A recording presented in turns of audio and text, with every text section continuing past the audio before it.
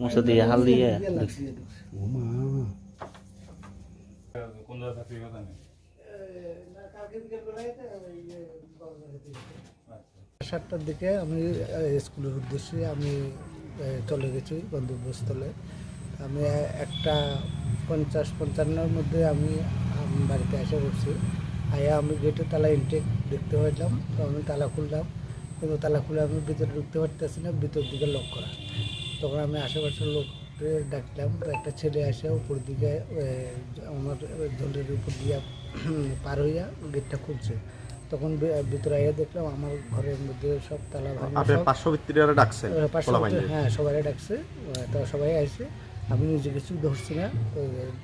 এরপরে সব প্রশ্ন করে এলেছে, গড্ডাটা ভেঙে লাগছে। আমার টাকা নগদ ক্যাশ টাকা 50-60 হাজার টাকা মতো ছিল, এটা নিয়ে গেছে। আর গয়না তো অনেকটা ছিল, এখনও আমার ওয়াইফ তো বাড়িতে নেই, ও কালকেই গেছে তোমার বাবুর বাড়িতে।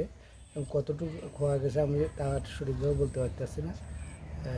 আর পুলিশে আমি কল করছিলাম, তারাও আসছে, দেখে টেকে গেছে। আপনি কোন আমি এডুকেশন দপ্তরে। আপনার মিসেসও আমার মিসেসও এডুকেশন দপ্তরে চাকরি করে।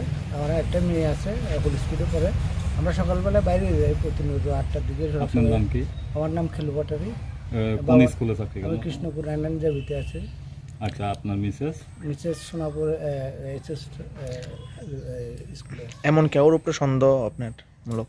এটা তো এখন যেহেতু আমি দেখছি না, এটা আমার কারোর প্রতি কীভাবে বলবো। এটা আনুমানিক কত টাকার এখানে স্বর্ণ অলংকার হইতে পারে? এটা তো এখন আমার ওয়াইফ আসা পর্যন্ত আমি কিন্তু সঠিক বলতে পারতেছি না, কিন্তু ছোটো মোটো যেগুলো আছে এগুলো তো সব নিয়ে গেছে। কিন্তু আমার ওয়াইফ আসলে পুরাটা বলতে পারতাম। যে সময় চুরি হয় তখন বাড়িতে কেউ ছিল না, আমাদের বাড়িতে কেউ ছিল না। এটা কোন জায়গা? সোনাপুর, সোনাপুর। বরপাথরি। সোনাপুর।